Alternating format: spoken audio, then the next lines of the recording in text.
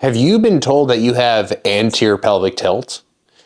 Have you been told that you need to fix it? Have you been told that you have weakness and tightness and dysfunction? Well, I'm here to tell you that you're okay. You're okay. And you're okay for a couple of reasons. The first is that measurement of anterior pelvic tilt, to begin with, like how people diagnose anterior pelvic tilt, is laughable as a method. Okay, so here's how people do it. There's a bony landmark here. It's abbreviated as the PSIS, posterior superior iliac spine. And there's a landmark right here called the anterior superior iliac spine, ASIS, PSIS. And when people are assessing this stuff, the professionals will palpate this landmark and they will palpate this landmark. And if this landmark is above this landmark in this plane, right? So if this marker here is higher than this marker here, we are said to have anterior pelvic tilt. If this marker is in line with this marker here, in other words, if we move this way, boom and boom, now we no longer have anterior pelvic tilt. Now, there are two obvious problems with this, because number one, this usually comes in tandem with an assessment of what someone just looks like from the side, which we'll get to in a second. But number two, we have seemingly forgotten about the fact that structures from person to person vary. And specifically, bony landmarks where muscles attach based on the human being can also vary. So for example, if you are in this position, what is theoretically this position where you have neutral alignment, 1 and 2 markers in the same spot, but for whatever reason, this bony prominence is maybe bigger, right? Or perhaps this one over here is just simply smaller and maybe it's oriented lower, like in terms of where this is actually protruding. All of a sudden, the diagnosis from 2 seconds ago that we just said, okay, this is the situation, perhaps that is no longer the case. So first of all, to claim that something exists in the first place, like anterior pelvic tilt, it's a thing. Yeah, no doubt it's a thing. But it's a thing in a different way, I think, in a way that people are not really thinking clearly about.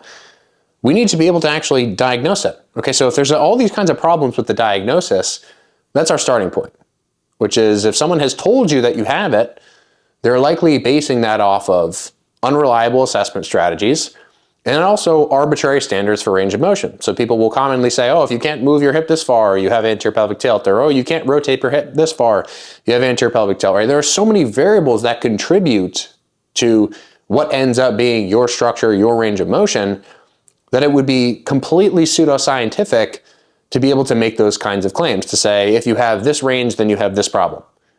And so I'd like to call into question this whole idea of, first of all, the reliability of the assessment in the first place, but actually just the idea that it is even a problem to begin with, right? Like many other postural related discussions, sure, have there been studies that have shown correlations between pain or problems with specific tasks and anterior pelvic tilt? Yes.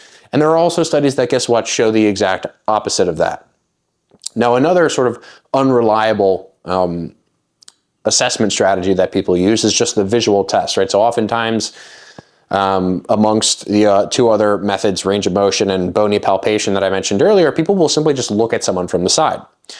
And so they'll say, oh, you're standing like you have your pelvis dumped forward, that's a problem, you have anterior pelvic tilt.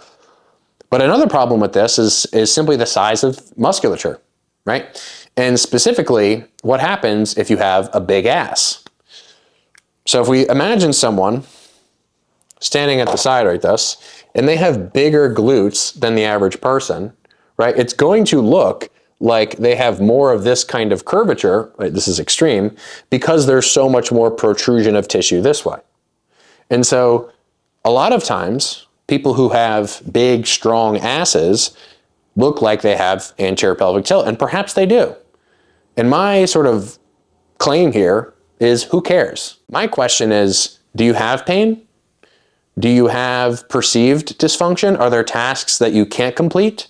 And if there are tasks that you can't complete, how do you know that those tasks that you're having trouble with are because of your anterior pelvic tilt? Have you simply bought into a narrative that someone else has told you? Have you done your own research?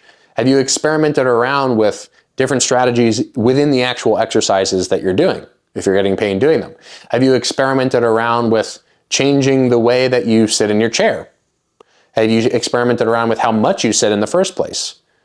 Have you experimented around with how many daily steps you're getting? Have you actually addressed any of the big rocks, or are you simply just following the script that someone 10 years ago told you, some pseudoscientific charlatan, about anterior pelvic tilt and about how it was problematic? Are you subscribed to the idea that your hip flexors are tight and your glutes are weak? And if you are, how do you know that? How are you measuring that? How are you actually determining anything from a realistic, reality-based, physics-based standpoint? Or are you just merely subscribing to the emotional whims of someone else who said, this is your problem and here's how you can fix it. Give me $300 for an hour. Because oftentimes that's kind of what the selling point is, isn't it? If you don't have a problem could be created. No, I'm not claiming that everyone who talks about anterior pelvic tilt or who talks about potential solutions to anterior pelvic tilt is a charlatan, and I'm also not claiming that they have malicious intent, at least not all of them, but I am claiming that when you yourself in the next week, or hopefully for the rest of time, are seeing material on anterior pelvic tilt related content, are you able to in those moments ask yourself, what kind of language is this person communicating with me using? How certain about the claims that they are making do they sound? Do they sound really confident and like this is the solution? Or are they making speculations about what might help or what has helped based on their own experience or their client experience? Are they saying that this is a problem in the first place? Because guess what? A vast, vast, vast majority of the people that I know, specifically who are trained individuals, seem to have a pelvis that kind of looks more like that. But guess what? I'm not really confident about that. That's just based on what my two eyeballs see, which I don't particularly trust in this context. So not only do I give that assessment not very much weight, but I also see more people with this presentation than not. Much in the same way that I see more people who have shoulders that are slightly more forward than look like that. And so who are we to assume that the thing that is actually way more common is the bad thing? And who are we to assume that we have the power to be able to diagnose, assess, and fix it within the span of a fucking YouTube video? To me, that's not my place. And the purpose of this video was hopefully just to maybe open your mind to the possibility that people who are talking about this issue on the internet know a lot less than you think that they do.